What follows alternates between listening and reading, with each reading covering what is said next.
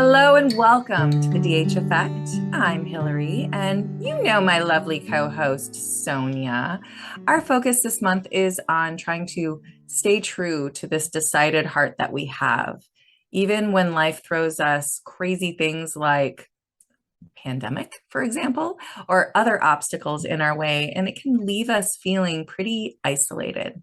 Oh my gosh, for sure. And our guest today is no stranger to what that experience is like. Coach Lee Hopkins, the founder of Patterns of Possibility, struggled with loneliness most of his life, trying to build friendships as a transgender man.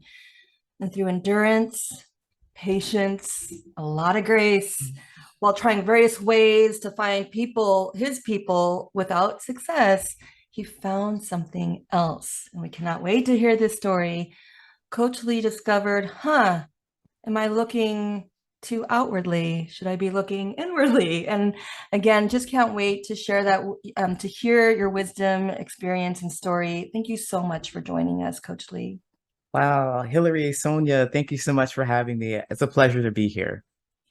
Well, the pleasure truly is ours. And I would love it if you could take just a few moments. We're curious about how patterns of possibility is what you call your business, right? Is hmm really patterns of possibility. And there's so many places we could go with that, but how did that come to be?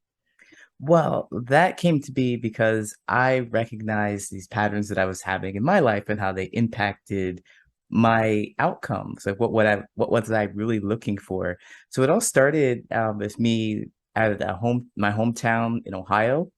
I grew up there and I just thought that I was trying to make connections with people. I saw that everyone else around me had friends, and I thought that, well, I just haven't found my tribe yet and found my people yet. So when I had an opportunity to go to college, I thought, well, I can find people here because I'll have a new interesting experiences with people from different backgrounds. I even had international friends, or I met people from international places. And so I was like, well, this is it. This is supposed to be it. But I really felt disconnected and still felt very lonely there too. So then I decided, well, it's Ohio. The entire state of Ohio is not where I'm going to make my friends. So I moved to California. And there I did make some more connections with people. I started doing karaoke and I really enjoyed that. People knew me on the scene. I was out all the time. And I felt like, wow, people really see me, but they didn't really know me. I felt pretty isolated. And so I left California to move to Chicago, where I am now.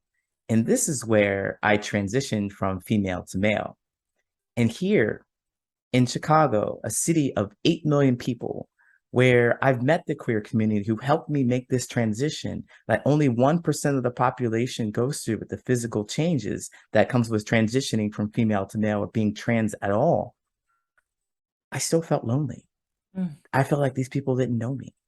And so that's where the patterns of possibility came from, is that I've had a pattern of moving and running away and trying to find something outside of myself.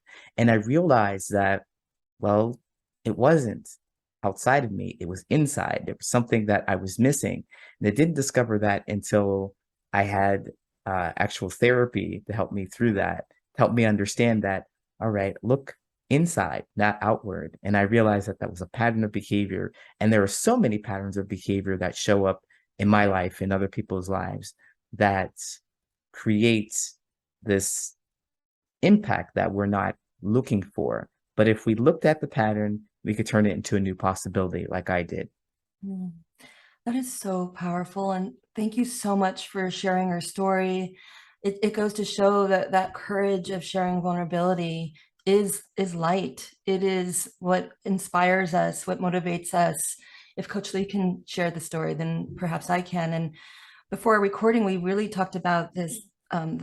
You said the patterns or the habits of our Mm. thoughts and our thinking. And usually in our society, it's like, well, if we just change the space, if we change the thing, if we change Mhm. the color, the TV channel, then I'll change my mindset. And it's so interesting to kind of in your summary of your journey that try like you changed states, like you Yes. moved, Yes. and Oh, go ahead. Yeah, go ahead. Well, yeah, I did it all. So I definitely thought it was external. So I'll share a little more about me. In Ohio, I was a cis woman dating women. So I identified as a lesbian, but I wanted to hide that. So I figured if I moved states from Ohio to California, I'd, be able to be more open. And sure enough, I was able to be more open, but that didn't solve my problem. I was also hiding this fact that I didn't understand what the trans meant and what I was feeling inside, but I didn't want to share that with anyone. So instead, I moved away to Chicago, and then I found the people who would understand the experience. And I even did the physical manifestation, the change of what I was looking for. I did that, and it still made me feel like no one knew me. There was something else going on, and it's always, and I think people can relate to my story, not that they're trans, but like we're always looking for something outside of ourselves.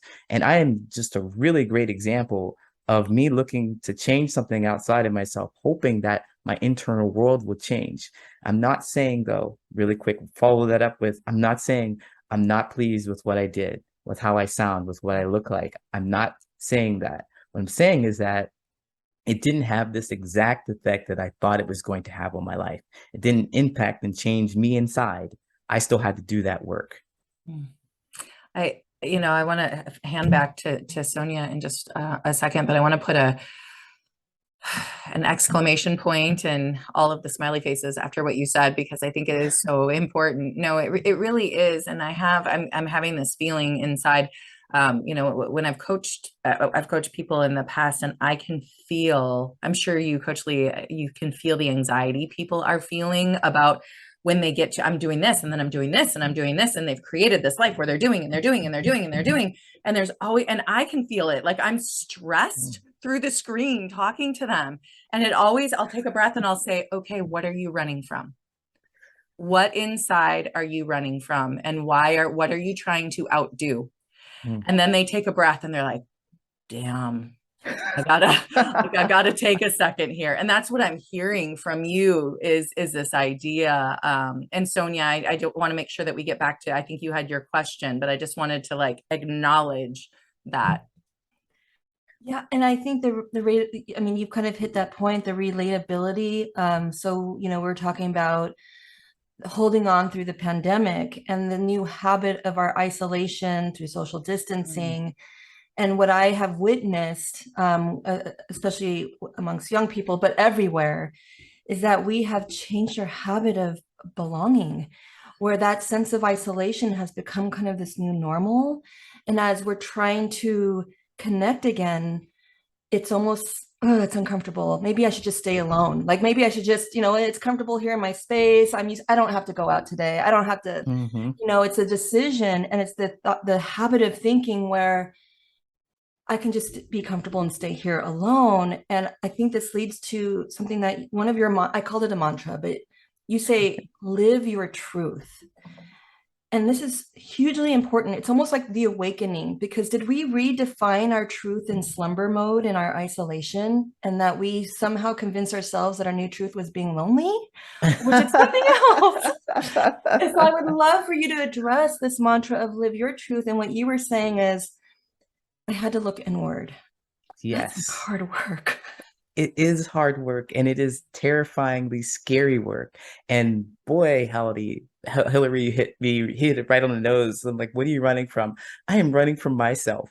I was running and running and running from rejection.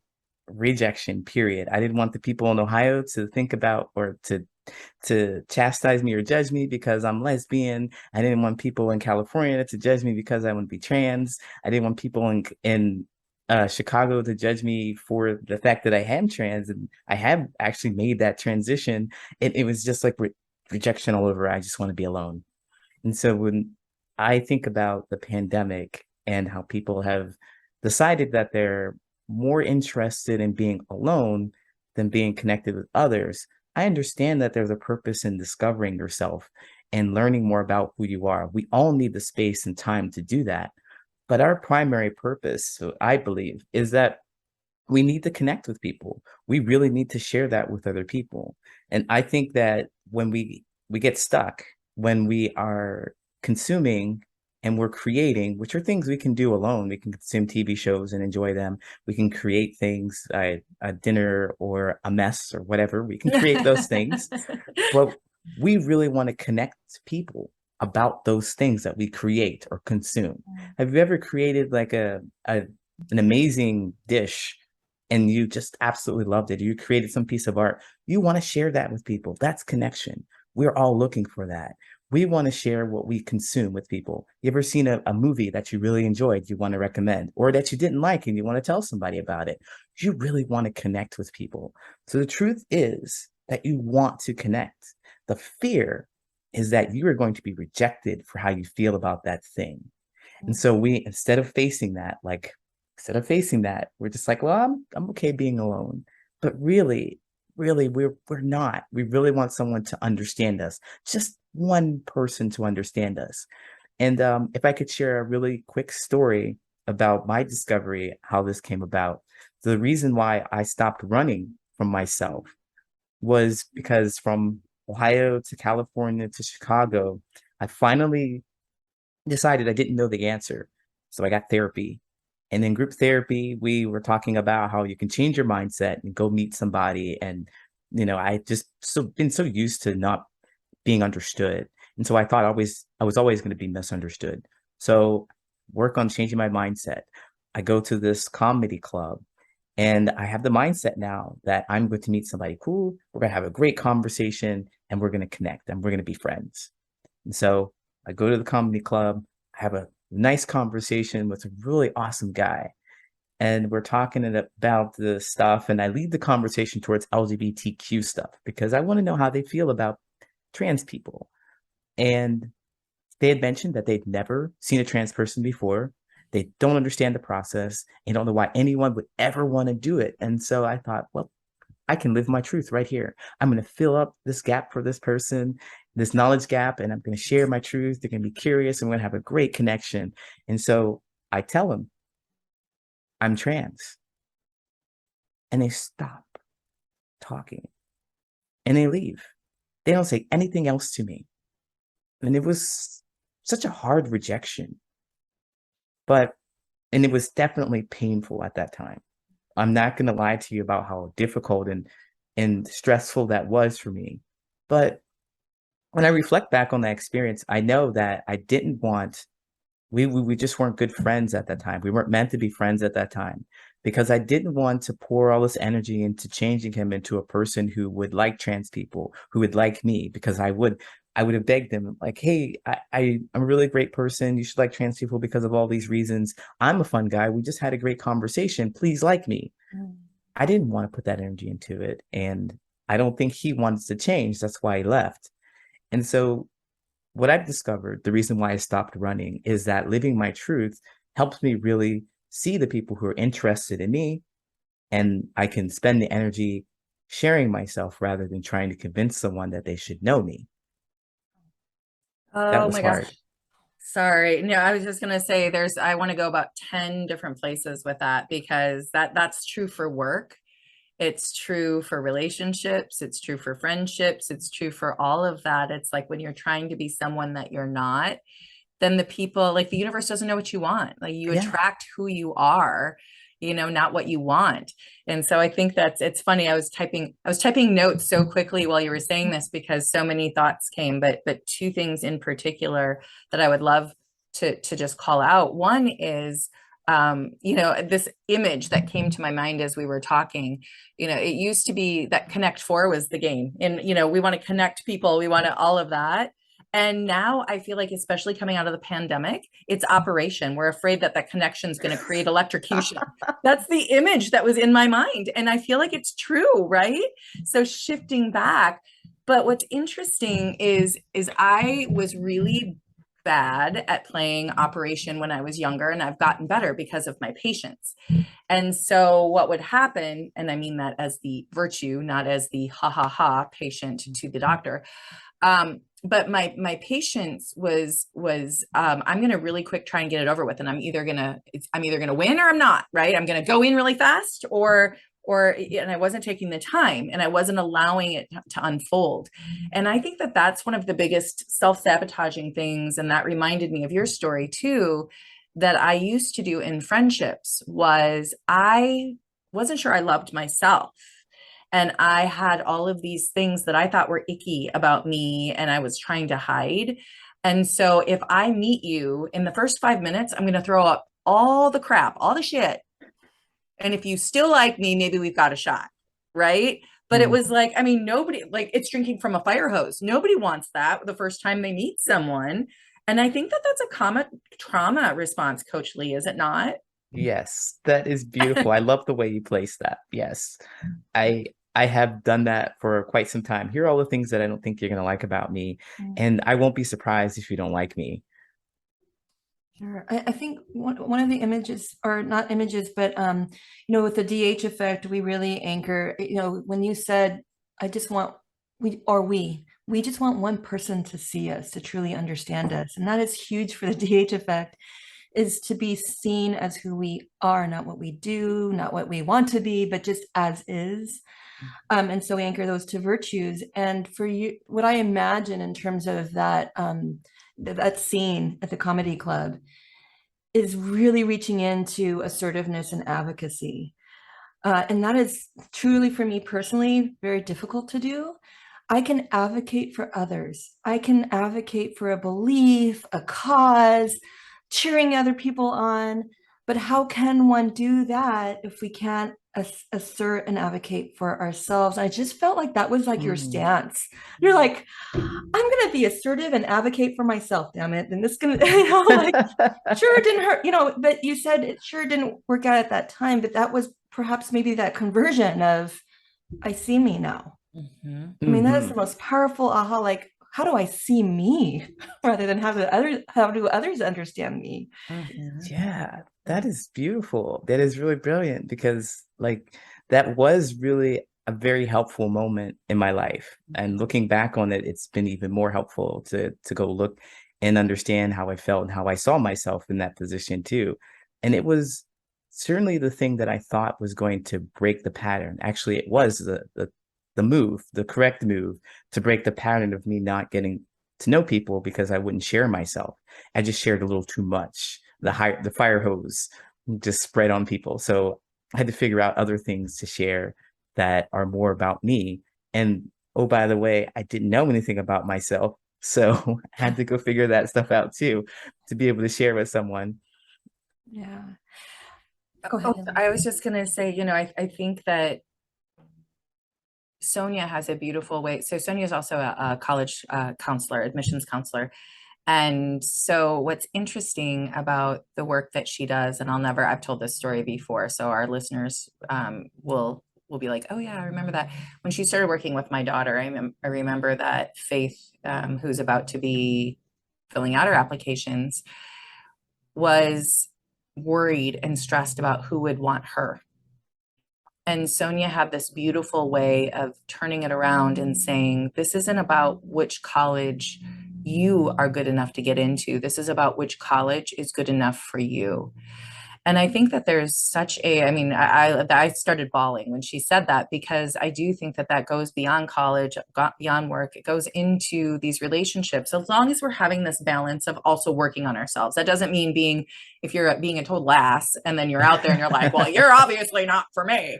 But there is something to having to earn that space if you worked on yourself and you know what that energy is, there's a protection you can give while still putting some very, little feelers out there to see who's allowed within that energy and in that connection.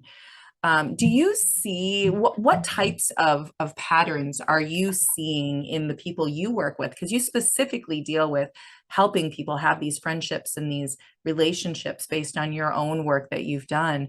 What do you see some of these harmful patterns are? Wow. That was so very beautifully put. And I'm thinking about the most common pattern that I see is that people wonder why others don't like them. They come to me and they wonder why others don't like them. And as you referenced earlier, I think the universe gives you what you are. And so if you don't know who you are, what you want, you're just going to get a bunch of people who don't connect with you in the way that they don't know who they are and don't know what they want either. They really know what they don't want. So usually you get a manifestation of people who are around you that don't like some traits in you. I know that happened to me. I was just looking for things that I didn't want. I knew what red flags were, but I didn't know what I really wanted in people, what I really would like to do together. So I saw a bunch of red flags in people when I found myself around people who had red flags. And so what I understand though is like getting to know yourself will really help you create the kind of relationships and friendships you want. And what I tell my clients to do is focus on three things: your history, your hobbies, and your habits. Those are things that are usually safer to talk about with other people. And they're tangible things that you can get to know about yourself. And your history can be part of your background, your experience. Like I would say, I'm a Black trans man. So Black and queer are a couple of things that are very important to me. And I want to be in spaces in which I'm able to talk about those experiences. And so your history, your hobbies could be things that you do for fun. So it's important to have your own experiences alone. Sure, go alone, create and consume and figure out what you enjoy about those experiences. And so those are your hobbies. Figure out what those are. For me, it's really board games. And then your habits. Well, what do you do on a regular basis? I'm telling you, like, if you get up at 5 a.m.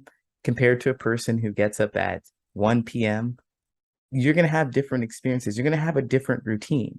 And so it's worth looking at those things that you think are mundane, but they're really important. You probably couldn't tolerate somebody who gets up so early if it's that important to you. If you have a skincare routine, there's something that you can talk about with other people. You can connect with other people. So what I recommend and I share with my clients is the history, hobbies, and habits. And it's really worked for me learning about which ones are most important to me, prioritizing putting myself in places in which I can talk about those things have made me feel natural. I'm just talking about what comes normal and natural to me. Everyone there kind of feels the same vibe. We fit in, and then we can just talk about the intricacies that come in between. I I just never, I'm just kind of having this aha moment in terms of my three H's, like it's easy to remember. 4 H's. Yeah. All right, 4 H's with Hillary. Nice job, Hillary. Sorry, too. Go. But I really never like I'm going through my routines and habits and how I love to share my history and really not I haven't I've always lived it and owned, but I'm like owning it fully even more so after listening to you. And I'm really reflecting of those who are leaning in, curious about and I'm just sticking with history, but of all the other things I gravitate to. And it's just so clear to me hearing you say it in that way and in that order. It's like, of course, and going back to if you want to cook something and you enjoy cooking, one of your hobbies, don't you want to share it? Like, of course. So I'm so grateful for you just kind of laying out those three areas that was brought so much clarity. Yeah, Coach Lee, I want to ask you something on that, if you don't mind, because as I'm reflecting and thinking, there are so many people we think we're supposed to be, and I know we've addressed it slightly, but I can imagine some of the people that are listening right now, and they might be like, well, I have to do these things, and then we're supposed to be friends. This is the magic formula, and then I will have these friendships. And I do think that there's something to be said for, when friendships don't work out, oftentimes we take that very personally, like it was our fault. We have an error in us. We have a flaw. How do you approach with your clients this idea of, first of all, dealing with the rejection, but then also maybe flipping the script on rejection and changing it into, actually, that's just information. It's not a rejection. Yes, that's a wonderful question because I think that is the crux of the coaching. It's to be equipped enough to face rejection because we're all going to face it. Everyone has boundaries, everybody has standards for themselves or things that they want. and it's not about you. It's getting them to get the mindset that it's not about you. So gratitude has been the biggest tool in my toolbox, the most beautiful, awesome thing that we can ever learn from. That's in my experience, looking at things with the lens of gratitude and how might I have benefited from this experience, or what else did I learn from this experience, has really helped change the mindset. So I go back to that situation and I describe often in which I get rejected flat out. The thing that I was running from my entire life, I get rejected flat out and I have to go deal with that. And what I've learned from it and how I learn now, I want to put energy into doing something else that will make me friends rather than trying to convert someone who doesn't really want to do that. So um I share with my clients that gratitude and searching for how they may have benefited from this is really important, because at the end of the day, I know that when you're rejected, it's not about you. It's not about you. It's about them and what they want. And referencing really quick back to the situation in which I was rejected, I can look back at it and think, well, that person said yes to themselves. Boundaries are all about saying yes to who you are, what feels good to you, what's important to you. And don't be afraid to say yes to yourself, because ultimately the other person is going to learn something. They are going to be okay, just like I was. So anybody who rejects me, I know that they do it for themselves. So I can be okay. It hurts, yes, but I recognize that it is not about me, because when I feel uncomfortable, I have to do it. I have to say yes. It might make somebody cry, it might make someone upset, but ultimately it's the best move, because us being together with me fully knowing this isn't what I want, I'm going to resent you and our relationship is going to be very, very toxic. I will definitely unconsciously make sure of that. Mm.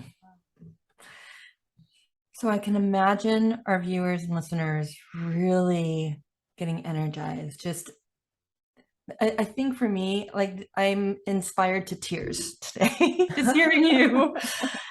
And you've mentioned this before, so oftentimes we get really, really excited and we've got this new mindset. There's a shift happening, right? But the starting of it, you have said before, you didn't have a desire to start. Maybe there's a fear to start, or I don't know how to start. And this is so important with our staying true to the decided heart for this month, is the plan. Like, all right, now we got to take action.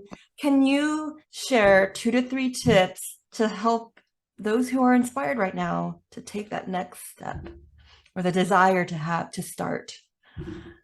To the desire to start whatever it is that you want to start.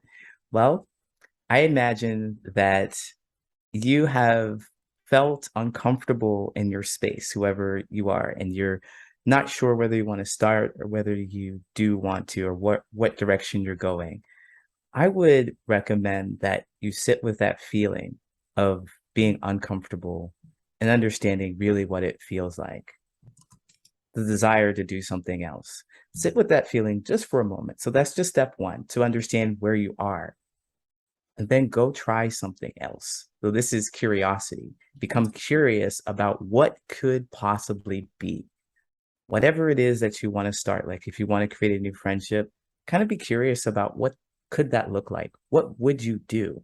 It's the visualization of you creating something new. So right now you're at the starting point. You're not quite sure what things look like, but you think they could be better.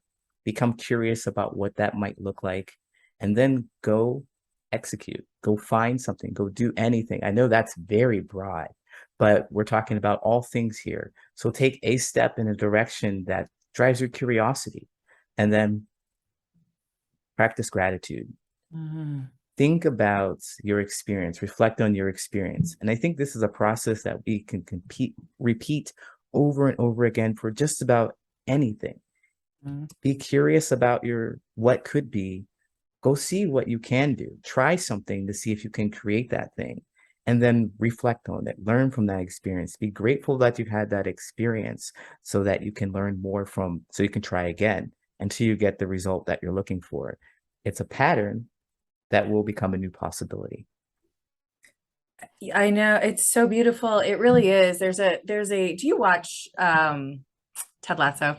Yes, Okay. absolutely. So of course, duh. I love that guy. Yeah. I know, so great. So I love using this for presentation. This is the scene where they're in the end of the first season where they're shooting darts and anyway, I won't set up the whole thing, but Ted Lasso says, the reason people underestimate me is because we should really be curious instead of judgmental. He pulls out I believe that's Walt Whitman, or maybe it's Walt Disney. But anyway, the quote is, and I feel like our society really has not done a good job of nurturing us within curiosity versus judgment. Mm-hmm. And I do feel like that is the crux of all of this, because when you're worried about judgment, that's where rejection and those ucky feelings and all of that, that's a technical term, ucky, where that all comes in.